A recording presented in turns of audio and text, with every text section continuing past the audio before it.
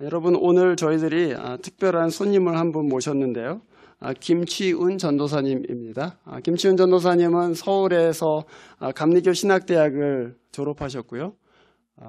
애틀란타에 있는 에모리 신학교에서 마스터를 하셨습니다. 그리고 지금 베일러 종교학과의 구약학 박사과정으로 계십니다. 지금 2년 차죠, 그렇죠? 2년. 네. 두 번째 학기 맞아. 네. 두 번째 학기입니다. 그래서 저희들이 웨이코에 오신 것을 환영하기도 하고 또 저희들이 함께 말씀 나누고 싶은 그런 마음으로 제가 초대했습니다. 그래서 오늘 나오셔서 하나님의 말씀 전해주실 때 여러분 귀한 은혜의 시간이 되기를 바랍니다. 감사합니다. 잠시 기도하겠습니다. 하나님, 우리에게 좋은 날 주셔서 감사합니다. 주님의 말씀 나눌 때에 부족한 저는 가려주시고 성령님께서 각 사람 가운데 친히 말씀하여 주시옵소서. 감사드리며 예수님 이름으로 기도합니다. 네. 2년 전쯤에 접한 기사의 내용입니다. 그 기사의 내용은 두 재벌에 대한 내용이었어요. 두 재벌이 이제 죽음을 앞두고 두 재벌이 죽음을 맞이하는 모습을 비교하는 기사의 내용이었습니다. A라는 재벌은 이제 죽음을 앞두고 병실을 지키고 있었어요. 그리고 가족들이 돌아가면서 그 재벌 회장님을 지키고 있었습니다. 정신이 들어왔다가 또 나갔다가 그런 것을 반복했다고 해요. 그래서 정신이 들어오실 때는 가족들이 그 회장님 머리맡에 녹음기를 갖다 대기에 바빴다고 합니다. 왜냐하면 그 회장님께서 아직까지 재산을 누구에게 물려줄지 결정을 하지 않았기 때문에 그랬다고 합니다. 가족들 중에 어느 한 부류는 평소에 회장님께서 친하게 지내던 H씨가 병문안을 올까봐 불안해했었다고 그래요. 왜냐하면 혹시라도 병문안을 왔다가 회장님이 그 사람에게 재산의 일부를 물려줄까봐 걱정하고 근심했다고 합니다. 반면에 B라는 회장의 죽음을 맞이하는 모습은 조금 달랐습니다. B라는 회장님도 시한부 선고를 받고 병실을 지켰었는데 날마다 하루에 한 번씩 평소에 본인께서 친하게 지냈던 사람들을 만났다고 그래요. 그러던 어느 날 아들에게 빨리 3천만 원을 찾아오라고 부탁했다고 합니다. 근데 아들은 왜 병원에 계신 분이 왜 돈이 필요할까? 왜 돈이 필요하냐고 이렇게 물어봤다고 그래요. 그랬더니 그 비 회장은 빨리 찾아오라고 아들을 다그쳤다고 합니다. 그 돈을 가지고 비 회장이 한 일은 평소에 본인이 자주 가시던 미용실이라든지 식당을 찾아다니면서 그동안 고마웠다고 금일봉을 이렇게 전달했다고 합니다. 비 회장의 아들은 아버지의 이런 모습이 가장 존경스러운 모습이었다고 기억을 한다고 하였습니다. 그 두 회장이 죽음을 맞이하는 서로 다른 모습을 보면서 저는 여러 가지 생각을 하게 됐습니다. 과연 내가 죽을 때는 어떤 모습일까? 그리고 내가 죽을 때 누가 정말 나의 친구일까? 그리고 나는 평소에 내가 고맙게 느꼈던 사람들에게 고마움을 표현하고 죽을 수 있을까? 아니, 지금 당장 내 주변에 있는 사람들에게 나는 고마움을 표현하고 있나? 그런 여러 가지 생각을 하면서 이런 질문들과 함께 비 회장이 죽음을 앞두고 인생에서 무엇을 남기기 원했는지 또 질문을 하게 됐어요. 그가 남은 그 제한된 시간, 시한부 선고를 받고 남은 그 제한된 시간을 어디에 사용했는지를 보면은 그의 마음 가운데 중요하게 생각했던 그 인생의 화두가 무엇이었는지 우리가 알 수 있습니다. 자신이 이룬 업적과 명예와 또 많은 재산들을 가족들에게 어떻게 물려줄지에 대한 고민도 전혀 없진 않았겠죠. 그러나 그가 더 관심을 두었던 것은 아마도 사람에 대한 것이었던 것 같아요. 그 시간을 평소 자주 찾아가던, 자주 만났던 그 사람들을 찾아가서 고마움을 표시했던 그것이 그에게 가장 중요한 마지막 인생의 마무리였다고 생각합니다. 실제로 아들은 그런 아버지의 모습이 가장 존경스러웠던 모습이었다고 제가 얘기를 드렸었죠. 어쩌면 비 회장은 그 아들에게 마지막으로 자기가 중요하게 생각하는 가치관이 무엇인지 가르쳐주고 이 원했던 것 같아요. 그렇다면 그 죽음을 앞두었던 그 두 회장의 모습을 보면서 우리는 예수님에 대해서 생각하지 않을 수가 없습니다. 예수님은 죽음을 앞두고 어떤 모습을 우리에게 보여주셨고 또 무엇을 남기기 원하셨을까요? 오늘 마가복음 말씀을 통해서 제가 나누기 원하는 것은 예수님께서 죽음을 앞두시고 제자들에게 그리고 자신을 따르던 무리들에게 무엇을 보여주기 원하셨고 무엇을 남기기 원하셨는지를 나누기 원합니다. 오늘 본문은 바디메오, 거지이고 맹인이었던 바디메오에 대한 이야기입니다. 근데 먼저 이 말씀을 우리가 직접 보기 전에 그 마가복음의 맥락 안에서 이 말씀을 이해하는 것이 중요합니다. 예수님의 사역은 갈릴리에서 시작해서 예루살렘으로 이동하는 것을 마가복음 안에서 보여주고 있습니다. 근데 예루살렘은 어떤 곳이죠? 예수님께서 이제 예루살렘에 당도하시면 순환을 당하시고 고난을 당하시고 십자가에 못 박혀서 돌아가시고 부활하시는 인생의 대업을 이루시는 상징적인 장소가 예루살렘입니다. 근데 그 예루살렘으로 가까이 가실수록 예수님께서 제자들에게 나누고 싶으신 것들이 있었어요. 그것은 본인이 이제 곧 예루살렘에 가면 순환을 당하고 십자가에 못 박히고 다시 죽은 다음에 다시 부활할 것이다. 그래서 우리가 순환 예고라고 하죠. 그 순환 예고를 3번에 걸쳐서 나누십니다. 마가복음 안에서는 8장과 9장 그리고 10장에 걸쳐서 반복해서 그것을 예수님께서 나누시는 것을 볼 수가 있습니다. 그런데 그 순환 예고를 나누실 때마다 제자들의 반응은 어땠느냐면 계속해서 예수님을 잘 이해하지 못하는 모습이었어요. 구체적으로 보면 첫 번째 8장 31절에 예수님께서 그것을 내가 이제 순환을 당할 거고 십자가에 못 박혀 죽을 거고 부활할 것이다 라고 나눴을 때 베드로의 반응은 이렇습니다. 예수님 절대 안 됩니다. 그러면서 예수님을 꾸짖습니다. 한글 성경에 보시면 예수님을 간함해 혹은 항변함해 이렇게 나오지만 영어 성경에는 rebuke 그리고 실제 그리거의 그 단어가 바로 rebuke입니다. 예수님이 사탄을 꾸짖을 때 했던 그 단어를 가지고 베드로가 예수님을 꾸짖습니다. 절대 안 된다는 것이었죠. 예수님은 그럼 베드로를 향해서 사탄아 물러가라. 너가 하나님의 일을 생각하지 아니하고 사람의 일을 생각하는구나. 도로 베드로를 꾸짖습니다. 여기서 우리가 알 수 있는 것은 베드로가 예수님을 전혀 이해하지 못했다라는 거죠. 그리고 두 번째로 마가복음 9장 33절에 가시면 예수님께서 똑같이 순환 예고를 하십니다. 그때 제자들의 반응은 우리 중 누가 더 크냐? 우리 중 누가 더 잘났냐? 그걸 가지고 이렇게 서로 분쟁을 하기 시작해요. 마치 제가 아까 나눴던 A 회장의 가족들처럼 누가 더 많은 재산을 가져갈 것이냐? 그런 분쟁을 하는 것처럼 경쟁을 하고 있었어요. 그러자 예수님께서는 그렇게 경쟁하는 제자들을 향해서 첫째가 되고자 하는 사람은 무사람의 끝이 되고 무사람을 섬기는 자가 되어야 하느니라. 이렇게 가르쳐 주십니다. 마지막으로 10장 33절에 보면은 3번째로 같은 예고를 하십니다. 그러자 이번에는 예수님의 또 다른 제자, 가까운 제자였던 요한과 야고보가 예수님께 오더니 와서 이렇게 이야기합니다. 선생님이여, 우리가 무엇을 구하든지 간에 우리가 원하는 것을 들어주시옵소서. 그러자 예수님께서 물어보십니다.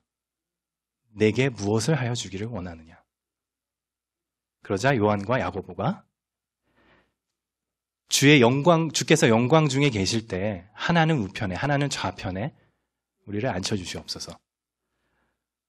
무슨 말이냐면은 마치 예수님이 이제 예루살렘에 당도하시면은 정치적 성공을 이루어서 마치 대통령이 되면 하나는 국무총리에 하나는 국회의장에 앉혀달라는 이야기입니다. 한국 TV 프로그램 제가 가끔 보는 프로그램이 있는데 동상이몽이라는 프로그램이 있어요. 동상이몽은 여러분도 잘 아시겠지만 그 말 뜻은 같은 침상에 누워서 서로 다른 생각을 한다는 거죠. 우리가 같은 길을 가면서도 서로 다른 생각을 하고 그 길을 간다는 것입니다. 마치 가까이 있는 내 옆에 사람도 나와는 전혀 다른 생각을 한다는 거예요. 지금 마가복음이 우리에게 보여주는 예수님과 제자들의 모습이 바로 그 동상이몽과 같은 모습입니다. 예수님은 이제 곧 죽으러 가시는데 제자들은 끊임없이 자기의 영광스러운 모습만을 꿈꾸고 있었던 거예요. 그런데 자신과 다른 생각을 하는 이런 제자들을 향해서 예수님께서는 이번에도 요한과 야고보에게 이렇게 가르쳐 주십니다. 인자가 온 것은 섬김을 받으려 함이 아니라 도리어 섬기려 하고 자신을 많은 사람의 대속물로 내어주려 함이라. 3번에 걸친 순환 예고와 또 3번에 걸친 제자들의 그 무지함 그리고 예수님에 대한 오해가 지속되면서 예루살렘은 이제 가까워 오고 있습니다. 이제 예루살렘에서 15마일 정도밖에 떨어지지 않은 여리고에 예수님과 그 예수님의 행렬들이 도착을 하게 됩니다. 예수님께서 예루살렘에 당도하셨을 때는 세상에서 가장 큰 영광을 받으셨던 그 순간이에요. 가장 하이포인트라고 볼 수 있죠. 호산나 호산나 이제 외치고 하잖아요. 예루살렘에 들어가면.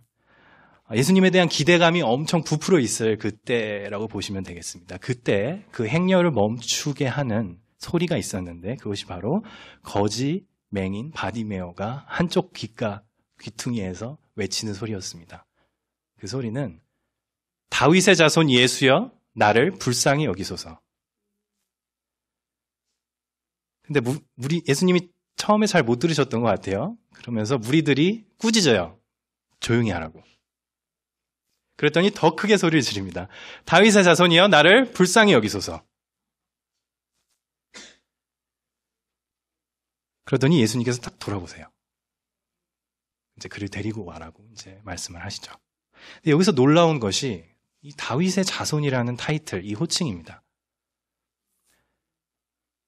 우리가 볼 땐 사실 그냥 일반적인 호칭이죠. 다윗의 자손. 예수님은 다윗의 자손이니까. 그러나 그 당시에 다윗의 자손은 메시아를 뜻하는 것이죠. 구원자, 메시아를 뜻하는 타이틀입니다. 근데 이 마태복음 안에서는 2번 쓰이고 마가복음 안에서는 여기 딱 단 한 번 쓰입니다. 근데 마가복음 안에서 이게 단 한 번 쓰이는데 누구의 입을 통해서 한 번 쓰이냐면 거지이고 맹인이었던 바디메오의 입을 통해서 예수님이 다윗의 자손이라는 것을 마가복음 우리에게 알려주고 있습니다. 이러한 바디메오의 외침은 사실 제자들이 그동안 보여줬던 예수님에 대한 무지함과 오해와 강렬한 대조를 이루고 있습니다. 예수님을 가까이서 따르는 제자들은 예수님께서 아무리 자기 자신에 대해서 얘기하고 사역에 대해서 얘기를 해도 아무 반응도 없고 예수님의 운명에는 관심도 없다가 자기의 영광만을 구했지만 예수님과 어떻게 보면 지금까지 전혀 상관이 없었던 이 바디메오, 그 예수님의 그 이너 서클에 있지도 않은 그 바디메오라는 사람이 외치는 그 예수님에 대한 외침은 다윗의 자손이라는 거죠. 예수님을 정확히 보고 있었다라는 것입니다. 그런 의미에서 제자들은 예수님을 가까이서 따르고 있지만 육신의 눈은 뜨고 있지만 예수님을 바로 보지 못한 영적 맹인이라고 볼 수 있고 우리가 마가복음 안에서 만나는 바디메오는 비록 육신의 눈은 멀었지만 예수님이 어떤 분이신지 바로 보고 있었던 영적인 눈은 뜨고 있었던 사람임을 마가복음 말씀을 통해서 알 수가 있습니다. 우리가 마가복음에서 바디메오의 이야기를 순환예고 3번 뒤에 위치시키면서 마가복음이 우리에게 던지는 질문이 있습니다.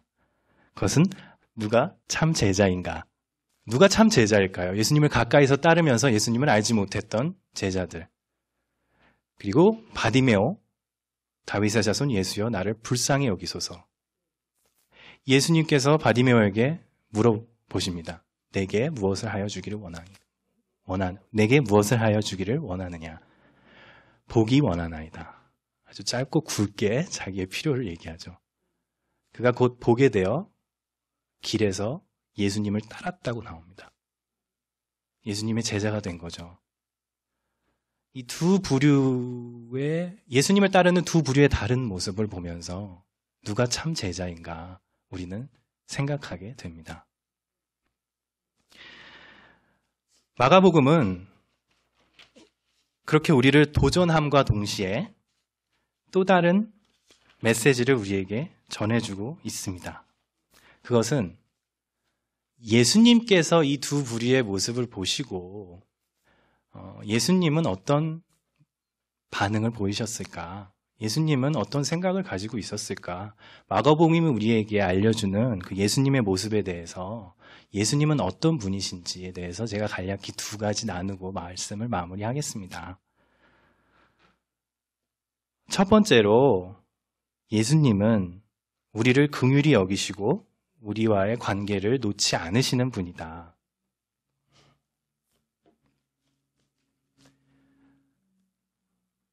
요한과 야고보 그리고 바디메어에게 예수님께서 던지신 동일한 질문이 있습니다. 내게 무엇을 하여 주기 원하느냐?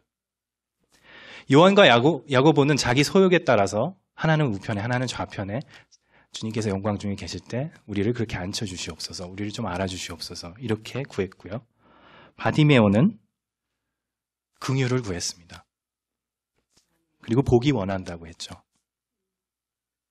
그 두 모습, 두 반응 가운데 우리가 기억해야 될 것이 바로 예수님의 긍휼하심입니다. 상식적으로 생각했을 때 우리가 평소에 예수님께서 왜 물어보셨을까? 요한과 야고보에게. 요한과 야고보가 처음에 올 때부터 태도가 많이 달랐어요. 주님 무엇이든지 우리가 원하는 거는 들어주시옵소서 이런 태도였어요. 그래서 근데 주님께서는 우리의 수준과 상관없이 요한과 야고보가 보여준 그 미성숙한 모습과 상관없이 그들에게 물어보신다는 겁니다. 내게 무엇을 해주기 원하느냐? 첫 번째 순환 예고 그리고 두 번째 순환 예고를 통해서 제자들이 아직 나를 따르기에는 참 부족하다라는 걸 예수님께서는 알고 계셨어요. 베드로가 예수님을 꾸짖을 때 그리고 제자들이 서로 누가 크냐를 경쟁했을 때 예수님은 이미 알고 계셨습니다. 아직 멀었구나. 그럼에도 불구하고 요한과 야고보에게 또 물어보십니다. 내게 무엇을 하여 주기 원하느냐? 그들을 먼저 꾸짖고 훈계하시기 전에 먼저 물어보신다는 것입니다. 우리는 종종 무심코 생각하기를 하나님께서는 기도 응답을 받을 만한 사람의 기도와 그렇지 않은 사람의 기도를 가려 들으신다고 착각할 때가 있습니다. 저 사람은 하나님 보시기에 순종도 잘하고 괜찮은 사람이니까. 그리고 얘는 좀 부족해 보이는데 인간적인 눈으로 봤을 때 그런 사람. 우리는 가려서 사람을 생각하지만 하나님께서는 그 두 부류의 사람의 기도를 모두 듣고 계신다는 거예요.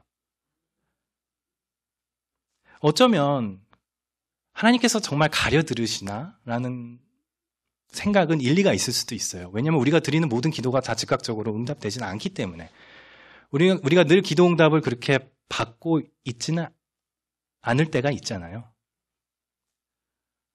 그러나 그렇다고 해서 하나님께서 우리의 기도를 듣고 계시지 않는 건 아니시라는 겁니다.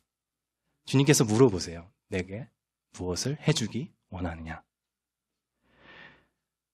그런 의미에서 우리의 기도는 어쩌면 우리가 원하는 것과 그리고 우리가 원하는 것을 하나님의 뜻에 맞춰가는 과정이라고 볼 수 있습니다. 요한과 야고보에게 내게 무엇을 하여 주기를 원하느냐 물어봤을 때 그들이 잘못된 것을 구하죠. 자기 소욕에 따라 잘못된 것을 구합니다.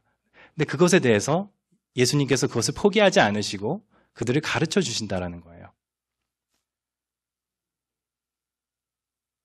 인자가 온 것은 섬김을 받으려 함이 아니라 섬기려 하고 나 자신을 많은 사람의 대속물로 내어주려 함이라. 우리가 비록 잘못된 간구를 주님께 드릴지라도 주님께서는 우리를 포기하지 않으시고 우리와의 관계를 놓지 않으시고 우리를 바로잡아 주시고 당신의 뜻 가운데로 우리를 인도하신다라는 것입니다. 그 안에 주님의 긍휼하심이 있습니다. 얼마나 많은 불순종과 얼마나 많은 잘못된 간구를 우리가 드리고 있습니까? 하나님께서는 그 모든 것을 듣고 계시고 당신의 뜻 가운데 부합할 수 있도록 우리의 기도와 우리의 간구가 당신의 뜻에 부합할 수 있도록 우리를 놓지 않으시고 끊임없이 당신과의 관계 가운데로 인도하신다라는 것입니다. 우리가 오늘 기도할 때에 하나님, 정말 우리 교회가, 정말 내 자신이 하나님의 뜻 가운데 부합하는 기도 드리기 원합니다. 그리고 주님께 나의 간구만 드리고 끝나는 것이 아니라 나의 간구에 대해서 하나님께서는 어떻게 생각하실까? 그리고 주님께서는 나에게 무엇을 가르쳐 주기 원하실까? 이렇게 물어보는 시간을 가지시기 바랍니다. 두 번째로 예수님께서는 우리와 함께 일하기 원하시는 분이다. 처음에 바디메오가 예수님을 향해서 다윗의 자손 예수여 나를 불쌍히 여기소서라고 외칠 때 무리들이 조용히 하라고 꾸짖었어요. 그가 예수님께 나오지 못하게 막았죠. 우리가 이런 모습들은 사실 다른 복음서에서도 볼 수가 있어요. 예를 들어서 누가복음 18장에 보시면은 예수님을 따르던 무리들이 아이들을 데리고 나오는 것을 볼 수가 있습니다. 근데 그 아이들을 데리고 나오는 사람들을 또 제자들이 막아요. 왜 애들을 데리고 오냐고. 근데 예수님께서 직접 부르시죠. 불러서 하시는 말씀은 어린아이와 같이 아는 자는 이제 천국에 들어갈 수 없느니라. 나에게 나오는 것을 막지 말아라. 이제 이렇게 말씀하시죠. 근데 여기서 마가복음에서 특이한 점은 예수님께서 직접 그들을 부르시지 않으시고 무리를 통해서 바디메오를 다시 부르신다는 말씀입니다. 무리들이 정말 무례하게 그리고 하찮게 여겼어요. 바디메오를 처음에. 조용히 하라고. 근데 바디메오가 더 크게 외치고 예수님이 그것을 듣고 무리에게 데리고 오라고 했을 때 무리들의 반응이 너무나 180도 달라진 것을 볼 수가 있습니다. 바디메오에 가서 이렇게 얘기합니다. 안심하고 일어나라. 그가 너를 부르신다. 우리가 이 말씀을 통해서 알 수 있는 것은 예수님께서 그 부족한 무리들을 통해서도 일을 하신다라는 것입니다. 제가 존경하는 멘토 중에 한 분이 제가 군대에 있을 때 그 운전병으로 모시던 장군님이 계셨어요. 지금은 전역하시고 목사님이 되셨는데 그 현역에 계실 동안에 그 주일마다 장교들과 사병들을 한 자리에 모아놓고 성경 공부를 하셨습니다. 저도 그 자리에 있었는데 그분께서 성경 공부를 이제 시작하실 때 그런 말씀을 하셨어요. 그 당시에는 안수 집사님의 신분으로 성경 공부를 인도하셨는데 내가 평신도로 이 성경 공부를 인도하지만 4살짜리 아이도 3살짜리 아이를 가르친다는 것입니다. 4살짜리 아이도 3살짜리 아이가 잘 걷지 못하면 손도 잡아주고 말도 가르쳐주고 한다고 해요. 그러면서 본인께서 나도 4살짜리 아이에 대한 심정으로 성경 공부를 인도한다라고 하셨어요. 저는 그 말씀을 들으면서 교회가 참 그런 곳이지. 교회도 부족한 사람들이 모이는 것이죠. 예수님도 부족한 사람들을 부르신다는 것입니다. 그리고 그들을 통해서 주님의 일을, 주님의 뜻을 이뤄 나가신다는 것입니다. 예수님의 사역을 잘 이해하지 못했던 제자들, 서로 누가 더 잘났느냐를 경쟁했던 그 제자들과는 다르게 예수님께서는 내가 부족함에도 불구하고 나를 부르셔서 나의 도움이 필요한 사람에게 나를 보내신다라는 것입니다. 우리가 예수님을 믿는다고 했을 때 종종 개인주의적인 신앙에 빠질 수가 있어요. 그냥 나 혼자 기도하고 나 혼자 말씀 보고 깨달으면 되지. 못하러 같이 기도하고 또 같이 성경 공부 자리에 나와서 나눌까? 그런데 예수님께서 우리를 공동체로 부르신 이유가 있습니다. 4살과 3살을 같이 부르셔서 서로의 모습을 통해서 배울 수 있도록 또 우리가 공동체로서 우리도 부족하지만 우리의 도움이 필요한 바디메오와 같은 사람을 예수님께 데려올 수 있도록 우리를 공동체로 부르신다는 것입니다. 오늘 이 말씀을 보면서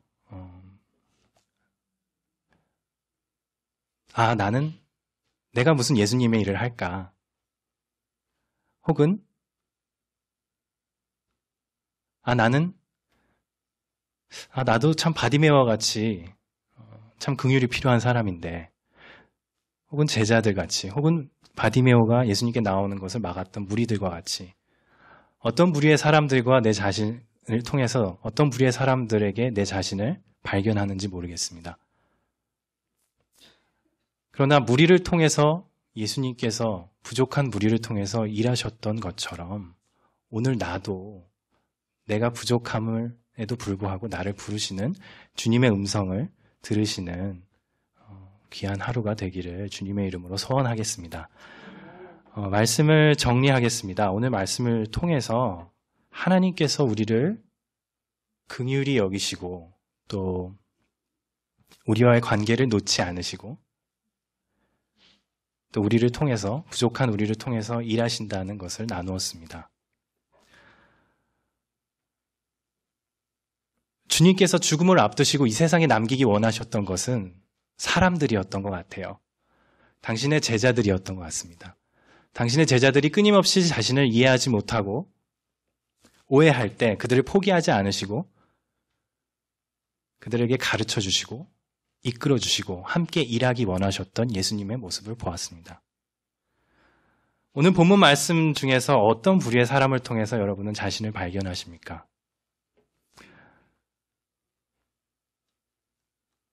제자들을 통해서 혹은 바디메어를 통해서 혹은 무리들을 통해서 여러분 자신을 발견하십니까?